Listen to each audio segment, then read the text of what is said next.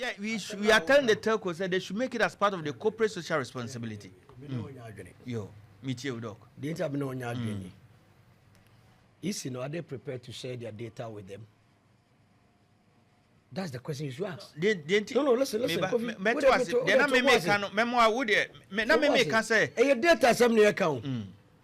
What do I say? Or no, not gathering data. Data and even political parties, almost cast a per list and answer an exhibition about. Dog, they not me can say. Dog, they me can say. So does the telcos? No, the telcos they don't have problem. No, me I'm talking. They don't have problem. They should. But don't let us make it look like say ekwa omunye. But it's not prepared. To share their data with them. The Americans say they shouldn't. If they will do it, they don't even need the EC. Maybe almost random messages almost send them. They send it to their customers. Good. Me too, me chabet, and I know you have also received some messages. I know. Unya and found that in that context, then America say they should make it part of this random messages. Almost send it to their customers. Say ABI EC. A BA exhibition.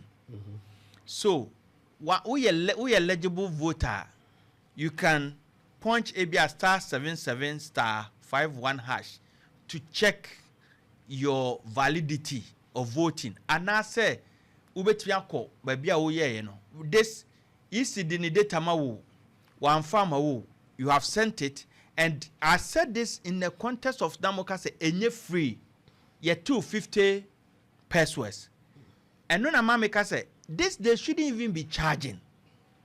It should be corporate social responsibility to Ghanaians, a country you are making business or doing business in. Minimum so at myself.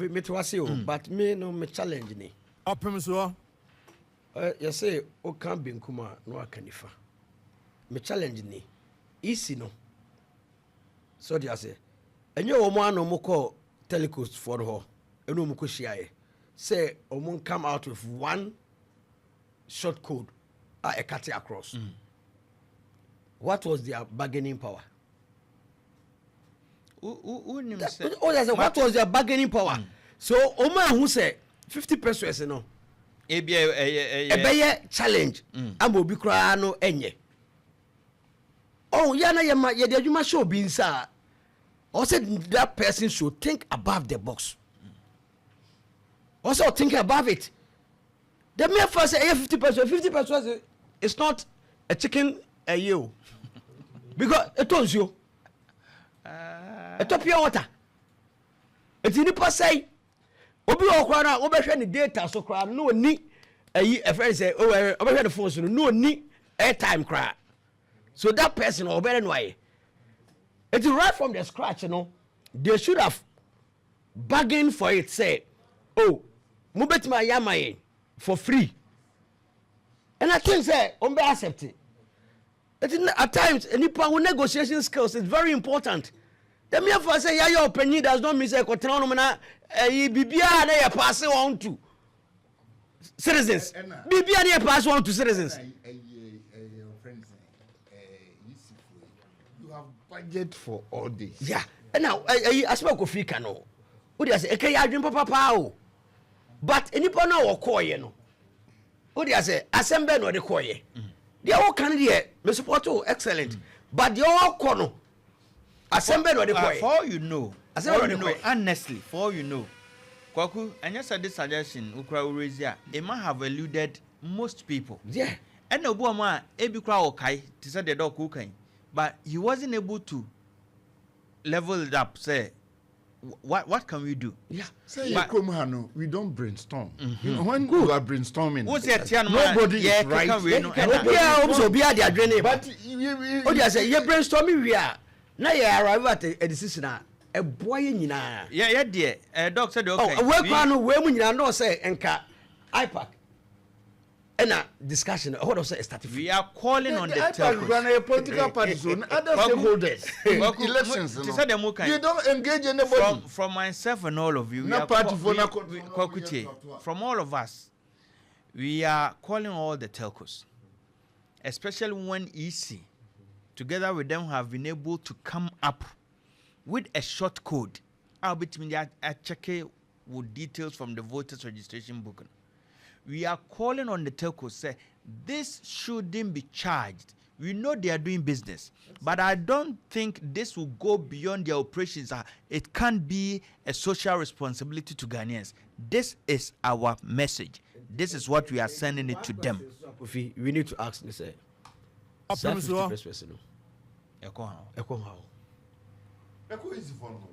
Oh, you can. You can say it. No, but you can also say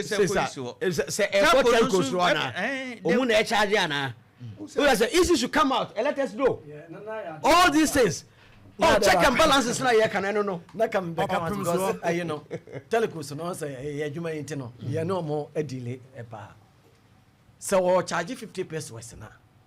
So the doctor can. A letter commission by what share. Percentage. It's not me ba be ka say. Ye ka we nyina no. Ye ma producers so full up. Na yenya EC communicators. Ene. Ni emu sa mo say 50 pesos no. The new EC boss na na bakumase ya friend na wonfa. Ye bia na. Me kai no. Mr. B onye say na no enadwuma. E bia no I'm giving the benefit of the doubt. Na o consult to no fo. No consult to no fo no so kra be kan say dem Mr. B oye adwuma na no anobe no. Wa wuti a wunim no. Your friend now I'm giving you the benefit of the doubt. Say, hey, piano be binti. But on who say the other corner action and in a one team. Around this time, so dear, Sanya man, yen tolerate is a achu to you, Cassa, what you man sanity. I said, no one man coming for free, Asante Regina MPP, you know, so doctor, Adomako, why can't we wedding come a cafe? I compare my doctor Mahmoud Bomia. We a doctor and also who say, be a we were. Enti na mami Charles na nka mpene saba enu bi nie emu nyina ha enti so wonya omo a de ye pese ye hu no Opemsuo sa 50 pesos no percentage say na e ko yisi ho mo de muntwaso mo nya de percentage ne bi ko yisi obi so ko telefone wo ti say e ye free dia na ye susu ye no aye say okay a letter commission betimi akọ e biem o say that doctor can say o say nipa na wo ko say to da na make say ye no bi ye ne odi sa ne so de hunu na ye ne adwuma fo no o se o mo do registration na yi say no na enkofo nwo kire mo organizations bi hu say no ye ko engage telecos no o mbetimi a team aba ye adwuma mama ye den o ma ba register o mo ye ya ma nkofo bebre afi na nkofo ho say sai kwanya da wa ye betimi aye it is a way hu ade no wa musa wo hu ne ye letter commission ye bia na mo hu kwan no ena mo koya na o se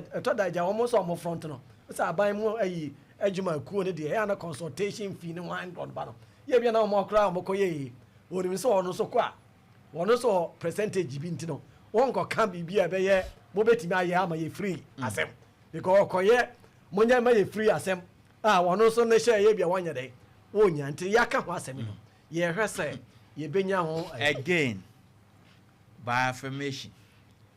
This is a clarion call from Opemsuo Radio in Kwantanaso. We are making it to all the telcos. Semwatimini EC, a share. Whether more discussion, a Bamu and Nasa and Bamu, we are telling you. That's why we say it's a clarion call. That say was short code, which is *711 *51 hash. Gonna need be able to media check here.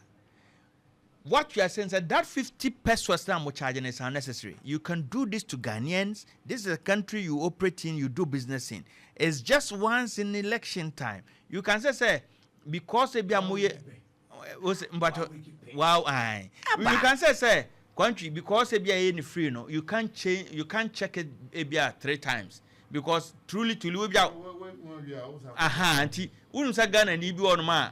Obesa ana ebi kura kwaku ebu on ma na odi kire obi ohun say de no nti emfa ne say ebi kura wo de waye wo di kire group bi ba em obi am say bia wontimi nya na bia beyond 3 times but the charge which is 50 pesos we are telling them this should be something free to Ghanaians and we are making that clarion call and thank you guys say through this brainstorming, and yeah, I'm happy with regards to Baby. Another Dr. Kreffer say it's not some TBI, it should be free near day.